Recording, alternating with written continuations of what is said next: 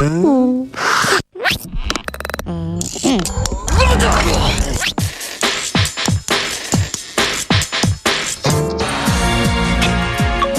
quelle mouche a piqué Catherine Laborde? Pourquoi la souriante Madame Météo révèle-t-elle que tous les hommes qu'elle a aimés ont été infidèles? Alors, Catherine Laborde, qu'est-ce qui vous a pris et qu'est-ce qui vous prend tout à coup de nous parler de l'infidélité de votre compagnon? Il se trouve que dans ma vie amoureuse, je n'ai jamais rencontré que des hommes infidèles. Alors tout de suite, je vous propose d'écouter votre compagnon Thomas, qui parle très bien de tout ça. Il est toujours surprenant. Oui, mais vous êtes surprenants tous les deux, je dois te dire. Donc moi je suis pas en situation de témoigner d'une faute qui aurait été commise. Ah si, parce que je suis infidèle. Ah oui, j'oublie tout le temps ça, excusez-moi. Mais... À vrai dire, c'est la première fois que j'entends mon compagnon s'exprimer sur le sujet. Je ne lui ai jamais demandé ce qu'il pensait de son infidélité. Je veux dire, c'est une idée qui est venue de votre équipe. Je suis très étonnée. Ce qui est bizarre, c'est que je m'y retrouve. C'est que l'infidélité de l'homme que j'aime fait que je ne le quitte pas et qu'au contraire, l'amour entre nous est encore plus fort. Moi, je ne partage pas du tout cette histoire de douce joie d'être trompé, puisque comme je vous l'ai dit, les quelques fois où ça m'est arrivé dans la vie, j'ai vraiment pris dans la gueule et je l'ai très très mal vécu et j'ai très mal réagi, je peux vous dire. Il reste un mystère insondable. Pourquoi cette histoire perdure et pourquoi elle fonctionne, dont je ne peux que me réjouir, sincèrement. Vous dites une phrase qui est assez terrible dans l'abnégation. Comment pourrait-il quitter celle qui ne lui interdit rien et veut bien tout partager, même la joie de ses conquêtes? Mireille, il y a des choses qu'on écrit, il y a des choses qu'on dit. Je ne suis pas du tout d'accord avec la femme qui a écrit cette phrase. Il se trouve que cette femme, c'est moi. Aïe, aïe. De la con...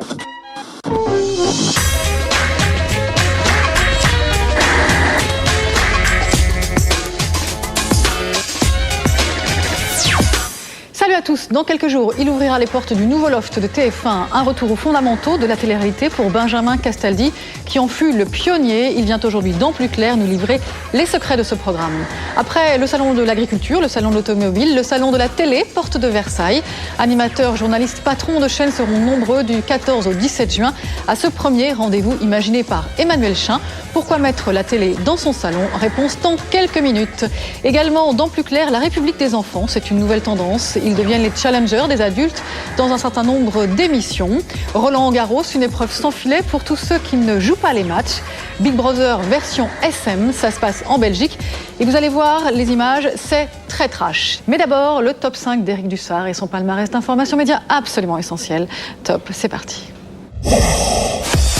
Numéro 5, Laurent Ruquier, arrête, on a tout essayé. Il a expliqué à sa direction qu'il n'en pouvait plus de ce concept. Si vous pouviez trouver quelque chose d'autre, ce serait tellement mieux. On a tout essayé disparaîtra en fin de mois, mais Laurent Ruquier reviendra en septembre sur cette même case avec une nouvelle émission pour laquelle il ne gardera pas a priori tous ses chroniqueurs. Pour les recaler, France 2 va donc peut-être faire une opération vide-grenier. Ils vont appeler Loulou la brocante. Je peux vous en donner, je sais pas, 300 € si vous voulez. Mais... D'ailleurs, Stevie, un peu inquiet, aurait déjà essayé de s'incruster dans la brocante de Loulou.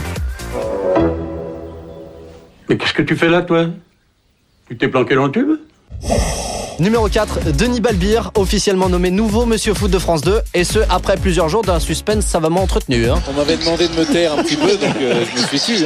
Denis Balbir délaisse Canal+, où il officiait jusqu'ici pour prendre les rênes du nouveau magazine de foot que lancera France 2 le dimanche 29 juillet, France de Foot. À ça, quand France 2 trouve un nom d'émission... Il y a toujours du spectacle.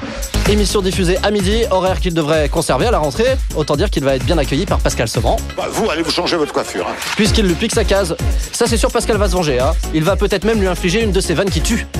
Avant que nous dansions un fox et un bougie-bougie, soufflez sur la bougie-bougie. Pascal, un humoriste incompris.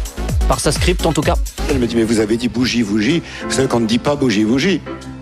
Ah non, elle est tout à fait gentille. C'est une script très attentive au moindre mot. Oui. Ça, j'aurais jamais cru. Je savais pas du tout qu'on disait pas bougie-bougie. Numéro 3, Popstar de retour sur M6, c'est maintenant officiel. Premier casting dès la fin du mois dans de nombreuses villes. D'après Télé 7 jours, Mia Fry et Ophélie Winter pourraient faire partie du jury. Objectif cette fois, former un groupe R&B proche de Beyoncé et de Justin Timberlake. Eh bien heureusement qu'Ophélie a été touchée par la grâce divine.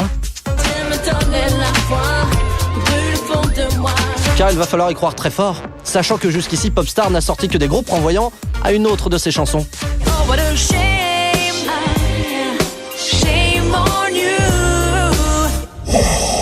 Numéro 2, nouvelle émission du matin pendant l'été sur M6, Drôle de Morning, avec Zooméo et Jérôme Anthony. Ça va être un grand moment, croyez-moi. Une nouvelle matinale à l'antenne dès le 18 juin. Pierre Mathieu part lui en vacances, il faudra donc attendre septembre pour le revoir, c'est triste. Un scandale. Au menu de ce morning d'été, des jeux téléphoniques et plus d'humour. Ça veut peut-être dire qu'ils vont prendre Sophie Davant comme chroniqueuse. Qui gagne un appareil fauteuil, Il y en a une par jour, je suis désolée. Numéro 1, Mystère, la saga d'été TF1 démarrera le mercredi 20 juin sur ce magnifique trucage. C'est rudement bien fichu, on est passé à 2 doigts de ça. Principal mystère de la saga du même nom, l'origine de ces formes bizarres qui apparaissent dans les champs. Tu peux faire une chose pareille? Ce sont sans doute les traces de la soucoupe volante d'une extraterrestre qui va faire son retour dans cette série. Il gueugue, salut les musclés. C'est incroyable. Alors, ne vous étonnez pas si elle a quelques réminiscences. Hein. On peut savoir ce que vous complotez? Bonjour, Framboisier. Ce mystère est donc élucidé, mais eux vont s'entêter à tenter de trouver d'autres explications pendant 12 épisodes, avec notamment Lio qui fournira sans doute une analyse très personnelle. Un dessin dans un champ. Les épis étaient courbés. Vous savez ce que c'est? C'est le dessert que sert l'abominable homme des neiges. La télévision se donne rendez-vous du 14 au 17 juin à Porte Versailles pour un salon imaginé par Emmanuel Chin. Les animateurs, journalistes et patrons de chaîne vont-ils être exposés au public? Aura-t-on le droit de les toucher? Emmanuel Chin, bonjour. Bonjour Florence. Bienvenue sur le plateau de Plus Clair pour nous parler de cette première, c'est-à-dire de ce salon de la télévision. Alors, quelle est l'idée directrice? L'idée, elle est très simple. C'est d'offrir pour la première fois un accès pour le public au monde de la télévision, pour rencontrer les stars de la télé, leur poser des questions, pour pouvoir présenter les titres du JT comme s'ils y étaient, pour c'est pour jouer à la télé en fait. Aussi pour jouer à la télé, pour découvrir les coulisses de la télé en voyant comment se fabriquent des émissions, pour passer des castings, pour peut-être un jour rentrer à la télévision. C'est un événement qui permet au public d'avoir accès à ce monde qui est un monde qui crée aussi beaucoup de métiers, qui se diversifie et ces émissions qu'il voit, mais dont il ne voit pas toujours l'envers du décor. Et par exemple, je vous prends un exemple très concret, vous pouvez, pour voir comment on fait, comment ça marche, présenter les titres du JT, ça dure 1 minute, les titres, vous repartez, vous avez un numéro, vous allez sur le site lesalondelatélé.com et vous vous voyez en train de présenter les titres du JT, vous pouvez envoyer ça à tous vos amis. Et alors la grande réalité aussi de cet événement, c'est que toutes les stars de la télé, toutes les vedettes de la télé, tous les grands responsables de la télévision viennent et sont contents. Oui, absolument. Et c'est intéressant aussi de voir toutes ces coulisses de la télévision. On parle un peu business maintenant? C'est un business aussi? Le salon de la télé, c'est un investissement important. Alors, expliquez-nous, c'est-à-dire que 12 € le ticket d'entrée, c'est un peu cher, non, 12 €? Écoutez, c'est moitié moins cher. On va répéter quand même que c'est ouvert au grand public. C'est ouvert à tous les publics, au grand public. Tarif étudiant 9 €, pour les enfants 6 €. C'est à peine plus cher qu'une place de cinéma. Et je vais vous dire, on en a pour son argent quand on va voir tout ce qu'on va voir. Nous, notre crainte presque, c'est que les gens, et tant mieux si c'est le cas, restent tout le temps tellement il y a de trucs, parce qu'il va falloir aussi que... Vous attendez à beaucoup d'affluence? Écoutez, on verra, c'est une première, je crois que c'est un événement très populaire. Dans le bon sens du terme. À combien d'entrées vous rentabilisez votre investissement? Je vais être franc avec vous, la première année, nous allons, entre guillemets, très vraisemblablement, perdre de l'argent parce que nous investissons, parce que je veux que l'événement soit superbe et il va être spectaculaire. Donc la première année, vous êtes dans une logique où vous investissez. Vous demandez aux chaînes de payer aussi leur ticket d'entrée? Non, les chaînes de télévision, elles amènent leurs stars, leurs vedettes, elles participent de cette façon-là. Il y a des grands sponsors, des parrains qui soutiennent l'événement. Mais donc ça vous rapporte quelque chose aussi à vous? Écoutez, en tout cas pour l'instant, ça nous coûte parce qu'on investit. On verra ensuite. Je vais être très franc avec vous. Moi, je l'ai fait d'abord parce que j'avais une vision de cet événement, que j'étais porté par ce projet. Si ce projet, et je crois que ça sera le cas, aura lieu chaque année, parce que je peux d'ores et déjà l'annoncer, on a tellement investi cette année, qu'il y en aura un autre l'année prochaine. Ensuite, il faut que ce soit un événement qui soit effectivement économiquement, qui permette aussi de se développer, de s'agrandir, etc. Donnez-nous des chiffres, c'est-à-dire combien d'entrées vous permettront de rentabiliser une partie éventuellement de vos investissements? L'investissement est de combien au départ dans ce salon? Aujourd'hui, c'est un événement qui coûte autour de 2,5 millions d'euros à fabriquer. C'est un investissement où il y a une part avec des partenariats qui font que le vrai coût pour nous d'investisseurs est de l'ordre, je dirais, de 2 millions d'euros. Entre 1,8 million et 2 millions d'euros. Aujourd'hui, c'est ce que ça nous coûte. Il y a déjà une partie avec des sponsors, des parrains qui nous permettent d'avoir déjà une partie des recettes. Et ensuite, on est à découvert sur à peu près 1 200 000, 1 300 000 euros. Donc, vous me posez une question, il faut au minimum 100 000 personnes pour équilibrer. Ouais. Moi, je considère qu'à partir de 50 à 60 000 personnes, c'est un immense succès. On aura investi sur la différence, mais on aura créé un événement populaire de qualité. Et c'est ça qui compte. Et on va parler de vos autres activités, la production notamment, avec des nouveautés. Vous avez produit l'émission de Béatrice Schoenberg qui a été diffusée sur France 2. Et vous allez produire les prochaines qu'elle présentera à la rentrée. Vous êtes mieux informé que moi. Je ne peux pas commenter pour l'instant cette production. Effectivement, nous avons produit une émission qui a eu un grand succès avec Béatrice Schoenberg. Béatrice, aujourd'hui, souhaite faire un grand magazine de société. Et je crois qu'il y a beaucoup de raisons qui font qu'elle a très envie que nous travaillions ensemble sur cette émission. Donc nous y réfléchissons et il y a effectivement une probabilité importante que ce soit le cas. Et ce sera une émission de société dont je ne peux rien dire pour l'instant. Autre nouveauté pour la rentrée, ce sera une série en 12 épisodes, Fais pas ci, fais pas ça, qui remplacera On a tout essayé sans le patron sur France 2. C'est une comédie familiale qui sera diffusée le samedi à 19h. C'est une fiction, c'est une série. Le pitch, comme on dit, Desperate Parents. Moi, j'adore Desperate Housewives. Là, c'est Desperate Parents. Vous avez deux familles, les Boulel et le Pic. Il y a la famille cool, il y a la famille moins cool avec les enfants et les ados. Premier épisode, la rentrée des classes. Et puis, tout au long de la saison, chaque semaine, on va voir comment chacun, en fait, décide de l'éducation qu'il souhaite donner à ses enfants. Voilà, il y a ce rapport beaucoup entre les parents et les enfants, mais dans un univers de comédie, avec des dialogues extrêmement drôles, extrêmement fins. C'est une idée originale. Qui a fait. C'est une idée originale de Thierry Bizot et de Anne Jafferi, grande scénariste qui a fait l'adaptation pour France 2 de leur saga d'hiver, Petit meurtre entre amis. Et surtout, c'est drôle. Voilà, c'est drôle. Moi, Autre production, Le Poker sur Canal+, grand succès depuis des années avec Patrick Bruel et Denis Balbir. Seulement Denis Balbir est partant pour France 2. Alors est-ce que vous avez un joker dans votre manche pour le remplacer ? Écoutez, pour l'instant, on va y réfléchir. Pour l'instant, vous n'avez pas encore trouvé de remplaçant. En tout cas, je ne vais pas dire maintenant qui le remplacera puisque c'est une chose qui va s'étudier dans les semaines qui viennent. Un mot encore, 7 à 8, vous avez vécu une saison avec une concurrence assez forte. Très forte concurrence d'M6. Oui, M6, que vous connaissez bien. Ouais. Y aura-t-il des modifications l'an prochain, si toutefois l'émission perdure ? L'émission perdure, bien évidemment.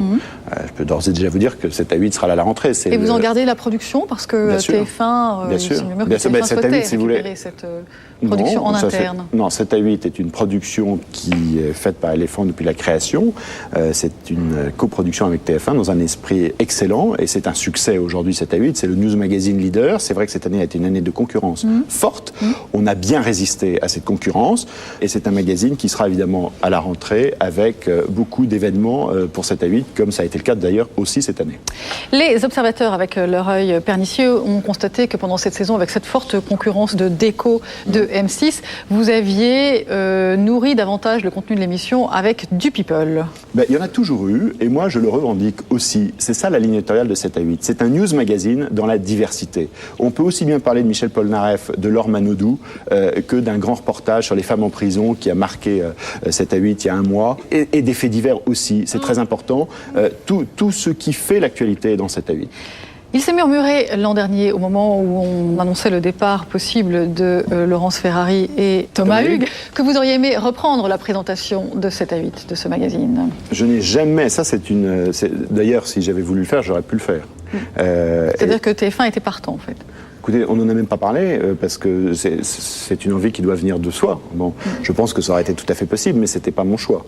Ce qui est sûr, c'est que si je retourne à l'antenne demain, et j'y retournerai peut-être, ça sera une émission que je porterai de A à Z et qui sortira de là. De là, c'est-à-dire de mes tripes. Voilà. Merci Emmanuel Chin de votre visite. Le Salon de la télé, je le rappelle, c'est du 14 au 17 juin. Et maintenant, nous allons aborder et parler d'une nouvelle tendance. Les enfants débarquent dans les programmes pour grands. Tout ça n'est pas si innocent. La télé en culotte courte, c'est un sujet de Damien Cabrespine. Aux États-Unis, la saison télévisuelle n'est pas encore terminée, mais déjà on prépare la rentrée des classes. Les chaînes viennent de présenter leur programme phare de l'année prochaine et chez CBS, on mise sur la jeunesse. 40 kids, one town. no adults. Welcome to Kid Nation. Kid Nation, où notre société revue et corrigée par les enfants, de quoi passionner les bambins et attendrir les parents. What I'm really missing is my brother, because he is in a wheelchair.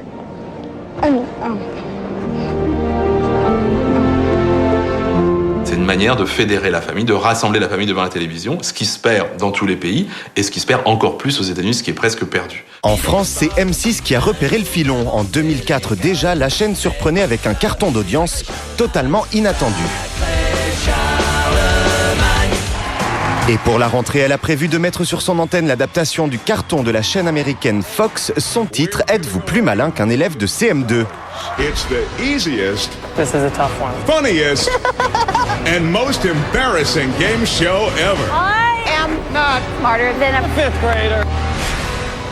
Ça, le prétexte d'être un programme éducatif, puisqu'on repasse le programme d'une année scolaire. Donc en plus, ce n'est pas regarder la télévision, c'est s'informer, s'éduquer et devenir plus intelligent au final. S'il y a un succès de Êtes-vous plus malin dans les autres pays que les États-Unis, on aura forcément des imitations et on essaiera d'utiliser l'ingrédient enfant par rapport à des adultes dans d'autres émissions. Des culottes courtes qui débarquent dans des programmes dits pour adultes, toutes les régies pubs de chaînes en rêvaient.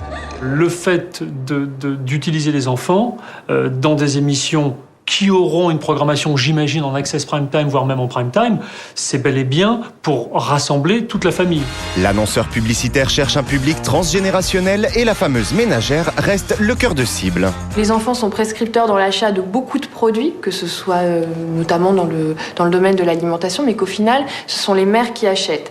Donc avoir des programmes d'écoute, ce qu'on appelle nous transgénérationnels, permet de faire d'une pierre deux coups et au global d'élargir le portefeuille d'annonceurs qui peuvent être présents dans les écrans publicitaires de ce type de programme.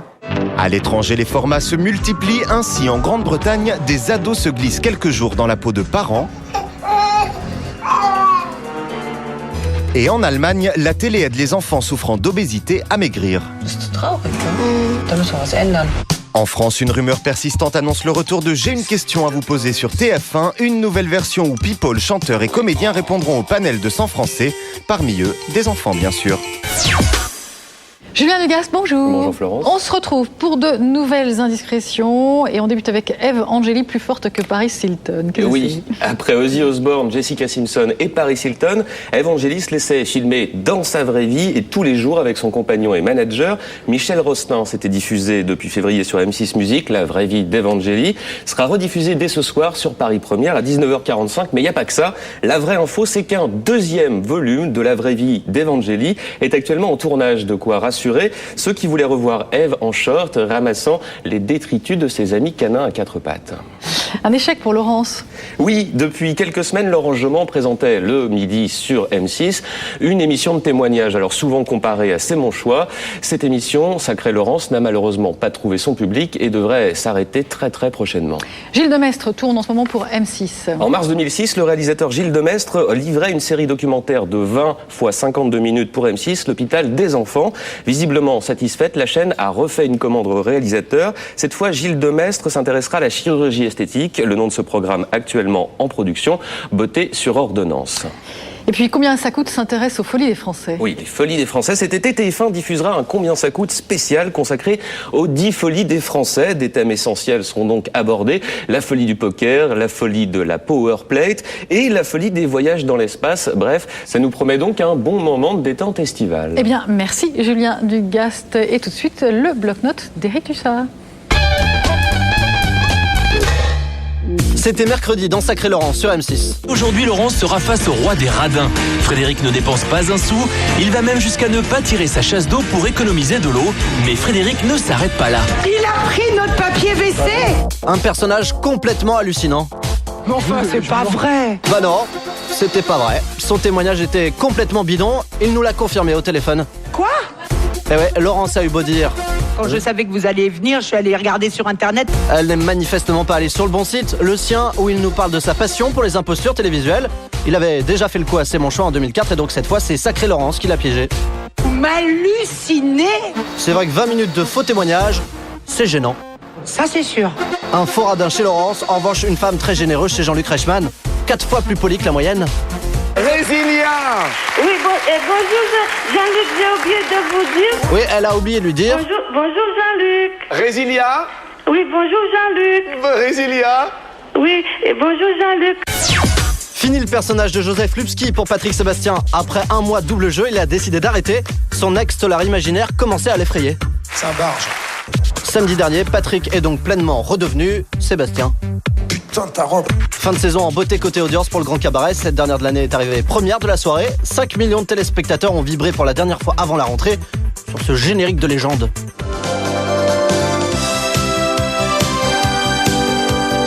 D'ailleurs, si jamais Patrick veut en changer l'année prochaine, on a une musique tout aussi fashion à lui proposer.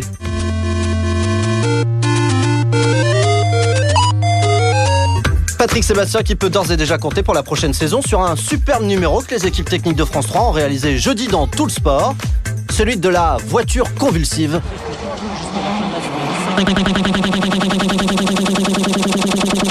Une séquence à peine stressante qui n'était jamais que la cerise sur le gâteau de prouesse technique que fut cette émission. Le commentaire de Roselyne Pagès et Julien Hérichon. Que l'on a très bien entendu. Petit problème de son très vite résolu. On n'a rien entendu que pendant 1 minute 45. Ils sont hyper réactifs à France 3. C'est notre lot quotidien, c'est assez terrible. Lundi de la Pentecôte, jour férié pour les uns, mais pas pour Juju, qui dans sa spéciale Grandes Écoles était évidemment au taquet.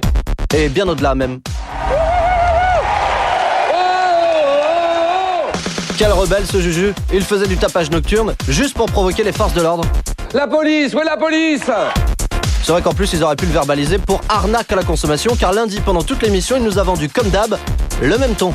Michel Field, Palais Royal, Mazarine Pinjot. Première question. Guillaume Durand. Public Enemy. 68 tons identiques, mais énergiques, car Julien n'a rien perdu de son enthousiasme. Il est aussi frais qu'un débutant.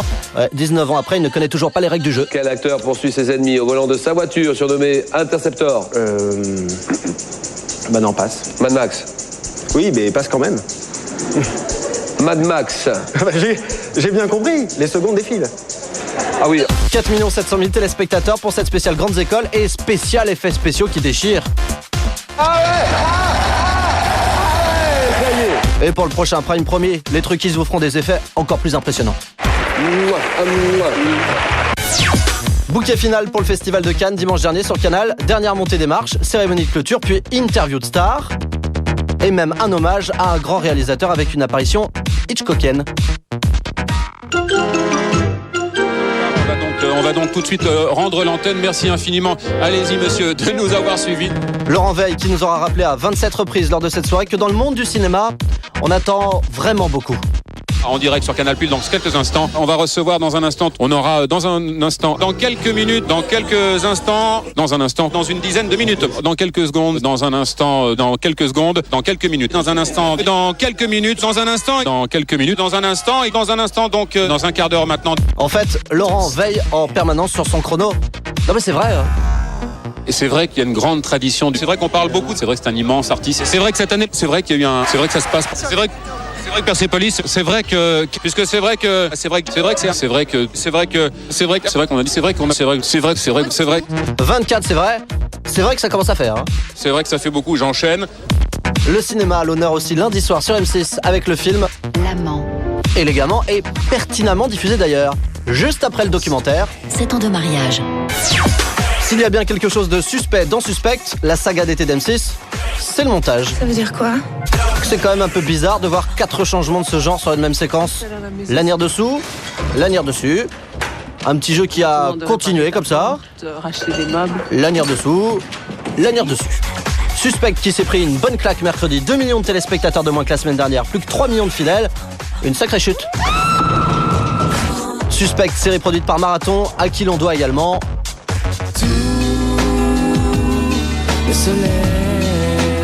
qui recevait samedi dernier un invité d'honneur, Thierry Baumann, Monsieur Euromillion. Je sais que ça peut changer. Tu sais très bien qu'Alain ne changera pas. Et deuxième chance, ça existe. Ça aurait été nettement mieux qu'il joue son propre rôle. Je sais que ça peut changer. Il faudrait un bel événement, par exemple une belle suite de 5 numéros et de 2 étoiles. Et deuxième chance, ça existe. Grâce à Joker Plus, Je peux essayer. Les coulisses de Roland Garros, l'émission qui fait scandale en Hollande, les secrets de Benjamin Castaldi, c'est juste après la pub et le zapping. À tout de suite.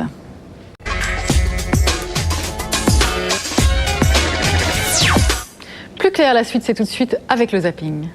Et maintenant, direction Roland Garros pour vivre l'événement hors des sentiers battus. Et vous allez voir que pour beaucoup, c'est une épreuve sans filet. Julien Dugast.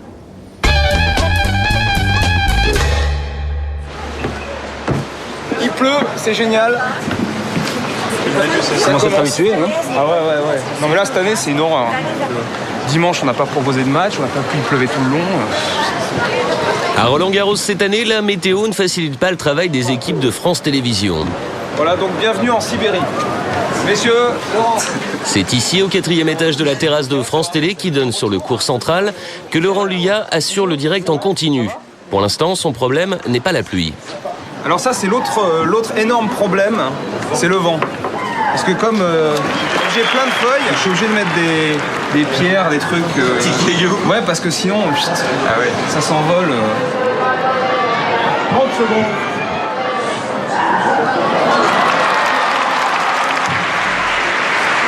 Bonjour à tous, j'espère que vous allez bien.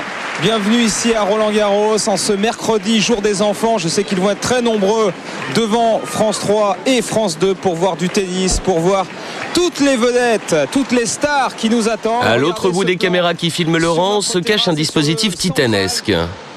200 pays qui reprennent les images, 700 personnes employées par France Télé et 8 cars régie. Dans ces cars se cache évidemment le réalisateur et son équipe, mais surtout l'homme qui vous permet notamment d'entendre le mélodieux cri des joueuses au moment de la frappe. Et en fait, systématiquement, c'est un peu fou, mais pendant tout le match, on est là entre l'ouverture de la parabole du fond et de la parabole de l'autre côté. Sachant que quand elle serre là, si je laisse ce micro-là ouvert, on va entendre toc-toc. Et donc, systématiquement, et là, il faut vite le fermer avant que ça cogne dans les bâches. Mais à Roland-Garros, il y a plus de gens qu'on ne croit qui ne voient aucun match. Philippe Lafont, par exemple.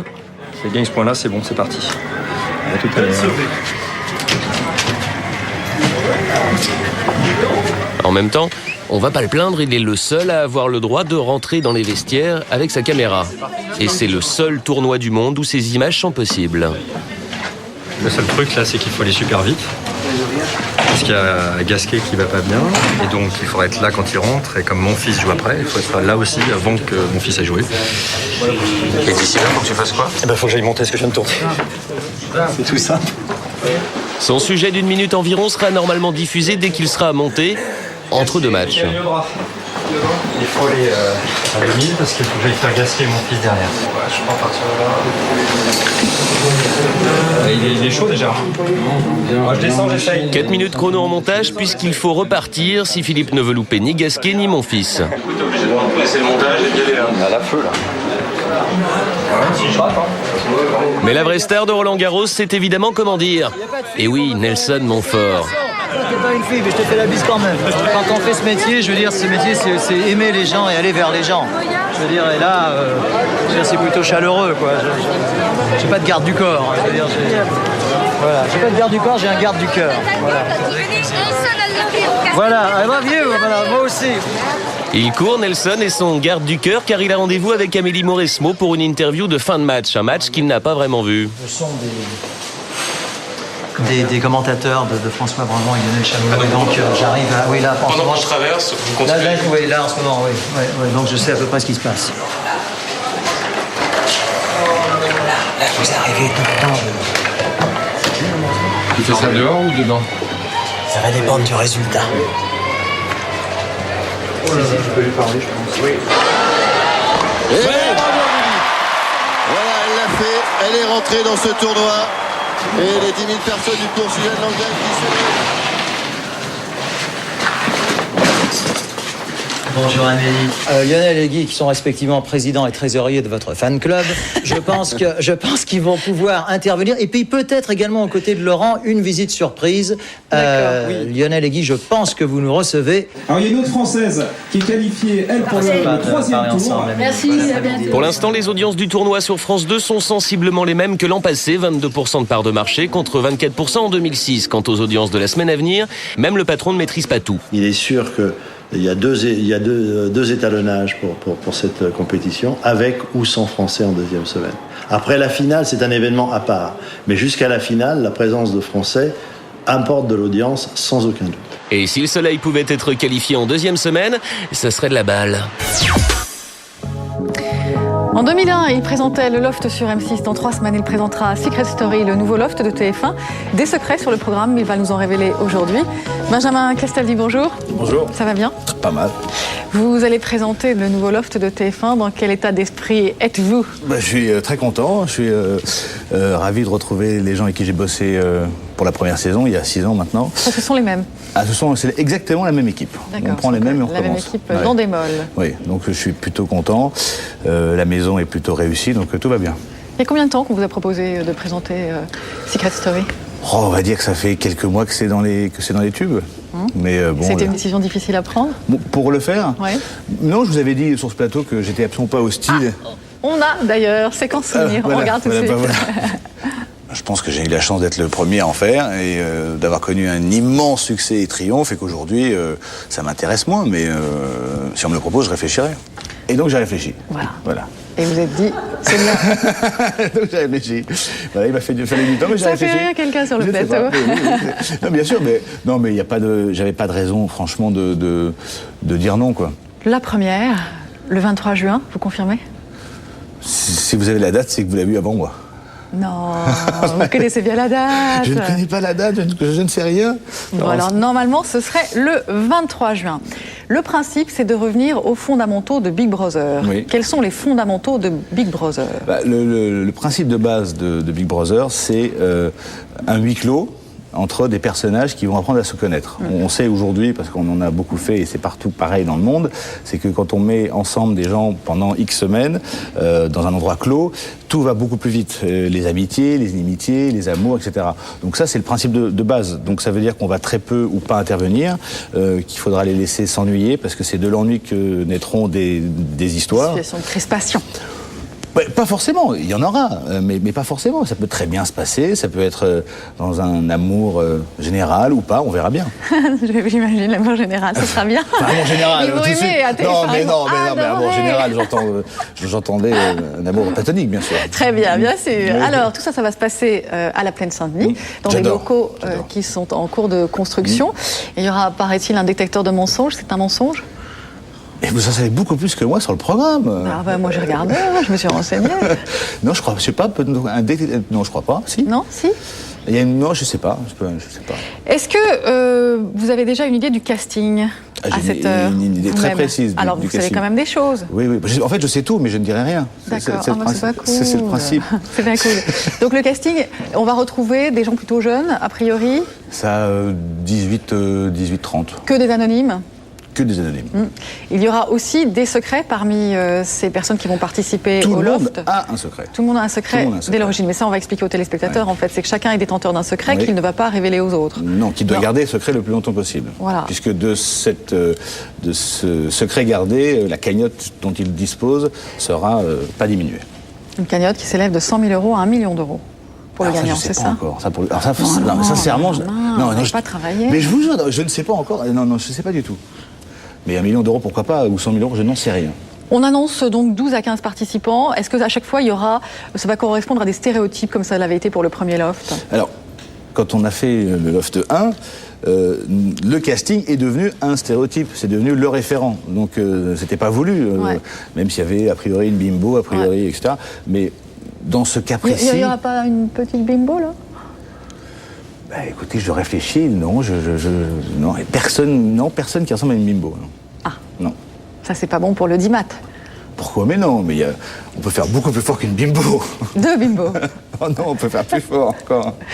Je présume, Benjamin, que vous avez quand même jeté un œil sur ce qui se passe à l'étranger aussi, dans la télé-réalité, les autres Big Brother qui sont montés par les chaînes. Est-ce qu'il y en a certaines émissions qui ont retenu votre attention particulièrement?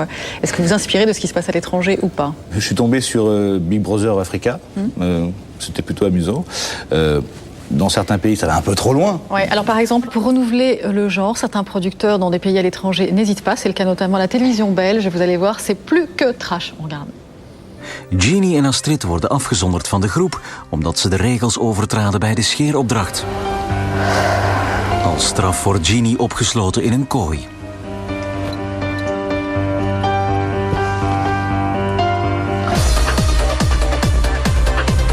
Astrid, Evelien en Hanne staan al lange tijd op de buizenconstructie. De hitte en de elektroshocks worden ondraaglijk. Brother! Kom maar, we staan hier al tijdje op, hè? Wel goed? Wat? Ze gaat flauw vallen. Ze gaat flauw vallen. Mannen.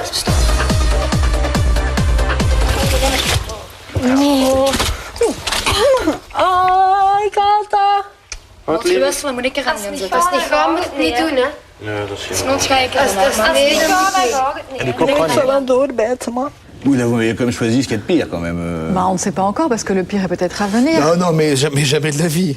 Jamais de la vie. Nous le but premier, c'est de faire un programme qui va fédérer un maximum de personnes. On est plus là pour rigoler. On n'est pas 6 ans en arrière. Tout le débat sur l'enfermement, la captation 24-24, tout ça, je pense que c'est derrière nous. Et je suis absolument certain, et je m'engage même ici, à ce qu'il n'y ait pas ce genre de choses qui sont absolument sans intérêt. La programmation est prévue à 21h50. En fait, il y aura 2 primes à 20h50 et ensuite ce sera à 21h50. Ça, c'est très logique. On a tous fait de la télé-réalité depuis 6 ans, M6 ou TF1. On sait depuis un moment que le prime qui repose pendant 2 heures sur le résumé de la semaine, etc., a du mal à fédérer un maximum de gens. Autant le kick-off, c'est-à-dire le début et le kick-out, la fin, a priori, on fera de l'audience. Mais après, c'est vrai que comme le programme est suivi massivement à 18 ou à 19 heures, en faire 2 heures toutes les semaines, c'est extrêmement contraignant. On n'a pas forcément la matière, et les gens, ce qui les intéresse avant tout, chaque semaine, c'est qui va se faire sortir de la maison. Donc c'est pas la peine de prendre des risques quand on peut se garantir, j'espère, un succès à 21h50, si c'est le cas, puisque vous êtes mieux renseigné que moi. On parle de votre autre actualité. Oui, si vous voulez. 1 contre 100, ça va continuer à la rentrée prochaine. Bien sûr. Ouais. Bien sûr, je C'est tourne un programme qui a fait ses preuves. C'est plus que ses preuves. Ouais. Dans ce cas-là, c'est plus que des preuves. Oui, Vrai succès, vous voulez dire. Je suis modeste, mais non, ça a très très bien marché. 29,2% de moyenne sur les 4 ans et plus. C'est bien. Et 40% sur la ménagère. Ouais, la fameuse ménagère, donc c'est très bien. On est très content. Je tourne déjà les émissions de la rentrée là. Quant à Langue de Vip, finalement, l'émission est maintenue et vous en seriez le producteur. Oui, je serai producteur de Langue de Vip. Oui. D'accord. Donc vous avez tenu à récupérer cette émission ? J'ai pas tenu, mais c'est très compliqué de coproduire. Et voilà, donc si ça continue, ce que j'espère, ce qui semble être le cas, je récupérerai la production en entier. D'accord. Et Langue de Vip était menacée à un moment, en fait ? Était menacée par les gens qui parlent pour ne rien dire, oui. Ah bon, d'accord, mais ça n'a jamais été, en fait, dans les esprits de personne. Pas que je sache, pareil, on doit être à 29 de moyenne et à... 29,8%. Voilà, et à 36 en ménagère. Donc tout va bien, ça. Si on faisait tous ces scores-là, on serait très heureux. Donc, mais il y a des gens dans le métier et de lancer des ragots. Voilà, qu'est-ce que j'y fasse ? Et qui se réjouissent éventuellement de votre malheur. Donc... Enfin, il est relatif, votre malheur, parce que un contre 100, ça marche très bien. Mais ces gens-là, ils se réjouissent parce qu'ils n'ont rien à manger. Oh, mais non, vous le savez très bien. Non. Mais si. Mais moi, je ne lis pas les journaux.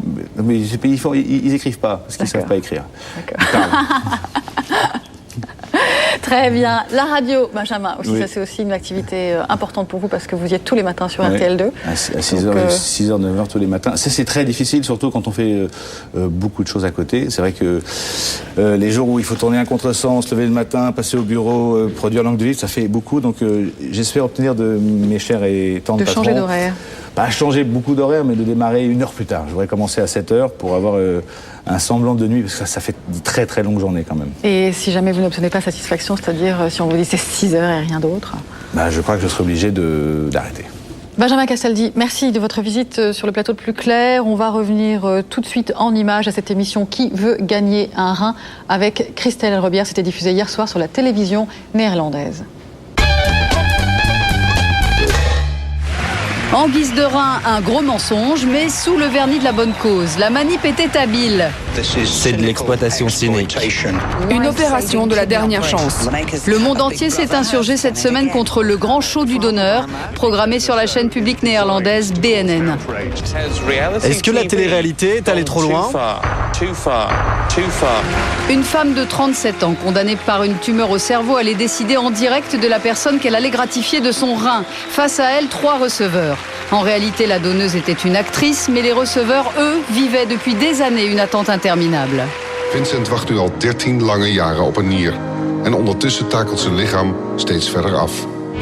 Certes, le grand show du donneur a défendu la cause du don d'organes durant 1h20, mais en affichant tous les codes de la télé-réalité façon Endemol. D'abord, Lisa effectue un premier tri des candidats receveurs. Sur 25, elle en garde 3. Het eerste wat ik denk is misschien wat oudere mensen, die moeten misschien maar afvallen. Goed, de mensen zonder baan of die niet aan vrijwilligerswerk doen, die mogen nu afvallen. Des SMS pour aider Lisa à désigner le vainqueur. Des questions improbables. En zie jij haar nier al een beetje in jouw lichaam zitten? Voel je dat al? Ik denk dat ik hem wel goed weet te besteden. Une élimination. Esther Claire, het spijt me. Zo te zien alles redelijk onder controle. Dus daarom denk ik, die heeft er misschien het minst nodig. Et à la fin, un suspense insoutenable. De persoon aan wie ik mijn nier het allermeeste gun, is iemand die me heel erg geraakt heeft deze avond. En die persoon... Even wachten, Lisa. S'ensuit un laïus compassé sur le don d'organes, puis il dévoile le poteau rose. Wij geven vanavond geen nier weg. Dat vinden wij zelfs te ver gaan. En Lisa, of moet ik zeggen Leonie, is een actrice. La bonne conscience est sauve, mais au fond, le plus grave, c'est que personne n'a imaginé que cette télé-réalité-là n'irait pas jusqu'au bout. On finit en musique quand les Vents Passent donnent un concert devant la gare de Lyon. Ça donne un concert sauvage, c'est diffusé sur France 4. Et l'air de rien, c'est une sacrée organisation. Julien Dugast.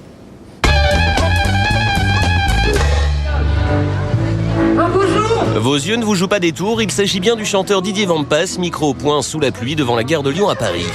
Attention, il ne s'agit pas d'un happening improvisé, nous sommes sur le tournage d'une émission du service public. Depuis plus d'1 an, un programme ovniesque traverse une fois par mois l'antenne de France 4. Concert sauvage, c'est son nom.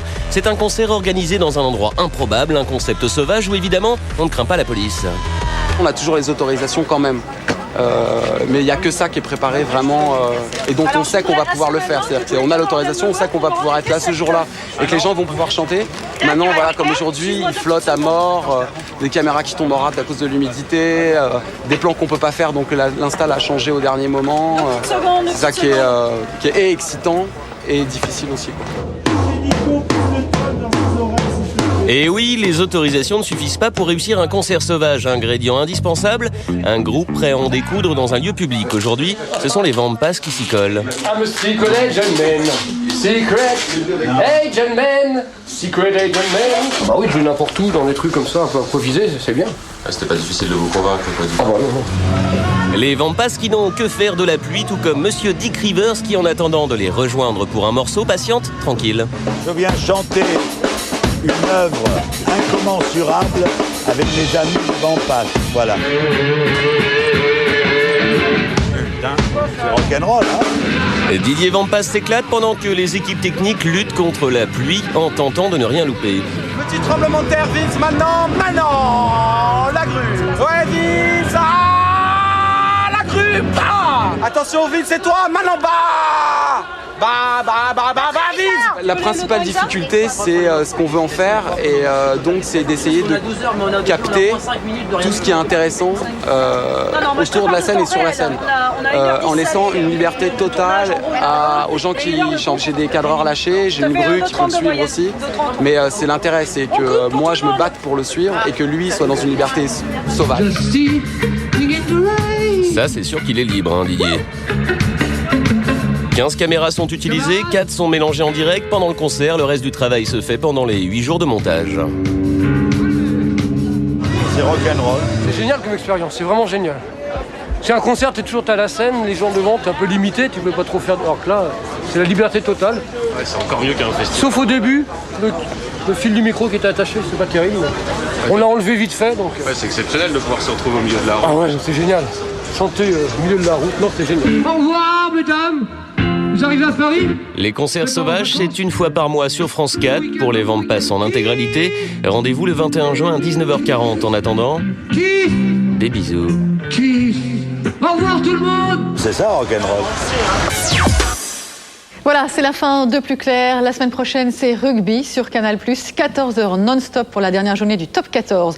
Quant à nous, on se retrouve dans 15 jours à Monte-Carlo pour une émission spéciale série américaine avec les stars de Prison Break, de Lost, de Grey's Anatomy et encore plus. J'en ai de la chance, vous aussi, dans un instant l'hebdo cinéma. Salut et très bon week-end.